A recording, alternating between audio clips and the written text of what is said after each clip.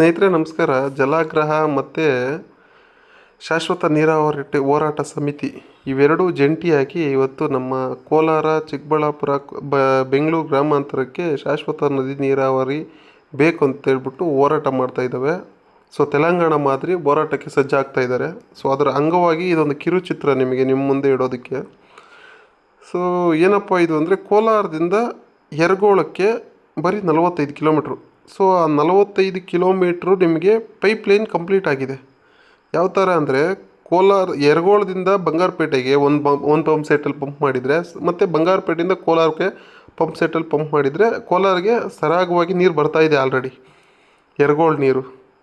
So ಇದನ್ನು ಏನಕ್ಕೆ ತೋರಿಸ್ತಾ ಇದ್ದೀನಿ ಅಂದರೆ ನಿಮಗೆ ನೋಡಿ, ಇದು ಯರಗೋಳದ ಚಿತ್ರಗಳು.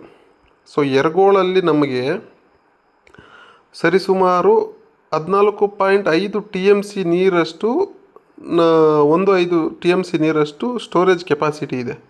ಸೊ ಇಲ್ಲೆಲ್ಲ ಪಂಪ್ ಸೆಟ್ಗಳು ಎಲ್ಲನೂ ಅಳವಡಿಕೆ ಮಾಡಿದ್ದಾರೆ. ಸೊ ಏನಪ್ಪ ಅಂದರೆ, ಇಲ್ಲಿಂದ ನಾವು ಸರಾಗವಾಗಿ ಬಂಗಾರಪೇಟೆ ಮತ್ತು ಕೋಲಾರ್ಗೆ ಪಂಪ್ ಸೆಟ್ಗಳ ಮುಖಾಂತರ ನೀರನ್ನು ಸರಬರಾಜು ಮಾಡ್ತಾಯಿದ್ದೀವಿ ಆಲ್ರೆಡಿ. ಸೊ ಇದು ಯಶಸ್ವಿಯಾಗಿ ನೀರು ಕೂಡ ಅಲ್ಲಿ ಹೋಗಿ ಪ್ರಯೋಗ ಮಾಡಿ ಎಲ್ಲನೂ ಸ್ಟಾರ್ಟ್ ಮಾಡಿಬಿಟ್ಟಿದ್ದಾರೆ. ಸೊ ಇದನ್ನು ಏನಕ್ಕಪ್ಪ ಇವಾಗ ಹೇಳ್ತಾ ಇದ್ದೀನಿ ಅಂದರೆ, ಇಲ್ಲಿಂದ ಅಂದರೆ ಯರಗೋಳದಿಂದ ಬರೀ 25 ಕಿಲೋಮೀಟ್ರ್ ದೂರದಲ್ಲಿ ಪರಮ ಸಮುದ್ರಂ ಅನ್ನೋ ಒಂದು ಲೇಕ್ ಇದೆ. ಏನಪ್ಪ ಅದು ಲೇಕು ಅಂತ ಕೂಡ ಹೇಳ್ತೀನಿ ನಿಮಗೆ. ಪರಮ ಸಮುದ್ರಂ ಲೇಕ್ ಅಂದರೆ ಏನಂದರೆ, ನಮ್ಮ ಚಂದ್ರಬಾಬು ನಾಯ್ಡು ಅವರು ಏನು ಶ್ರೀಶೈಲಮಿಂದ ನೀರು ತಂದಿದ್ದಾರೆ 750 ಕಿಲೋಮೀಟ್ರಿಂದ. ಸೊ ಈ ಲೇಕಿಗೆ ನೀರು ಬರ್ತಾಯಿದೆ. ಈ ಪರಮ ಸಮುದ್ರಂ ಅಂತಿದೆಯಲ್ಲ, ಆ ಲೇಕಿಗೆ ನೀರು ಬರ್ತಾಯಿದೆ. ಆ ಲೇಕಿಗೂ ನಮ್ಮ ಇದಕ್ಕೂ ಯಾವುದೋ ಯರಗೋಳ್ ಡ್ಯಾಮ್ಗೆ ಬರೀ 20 ಕಿಲೋಮೀಟ್ರ್ ಅಷ್ಟೇ ಇರೋದು. ಸೊ ನಾವು ಮ್ಯಾಪಿಂಗಲ್ಲಿ ನೋಡಿದಾಗ ಅದು ಒಂದು 30-35 ಕಿಲೋಮೀಟ್ರ್ ತೋರಿಸ್ತಾ ಇದೆ. ಸೊ ಇದನ್ನು ಟರ್ನ್ ಮಾಡಿ ತೋರಿಸ್ತೀನಿ ನೋಡಿ.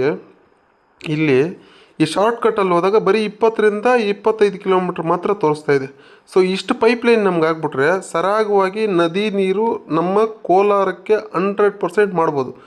ಇದರಲ್ಲಿ ಸರ್ಕಾರಗಳು ಮಾಡಬೇಕಾಗಿರೋದು ಬರೀ 20 ಕಿಲೋಮೀಟ್ರ್ ಪೈಪ್ಲೈನಿಂಗು ಪ್ಲಸ್ ಆಂಧ್ರ ಸರ್ಕಾರದ ಜೊತೆ ಮಾತಾಡೋದು. ಸೊ ಇದಾದರೆ ಕೋಲಾರಕ್ಕೆ ಖಂಡಿತ ಶಾಶ್ವತ ನೀರಾವರಿ ಬಂದೇ ಬರುತ್ತೆ.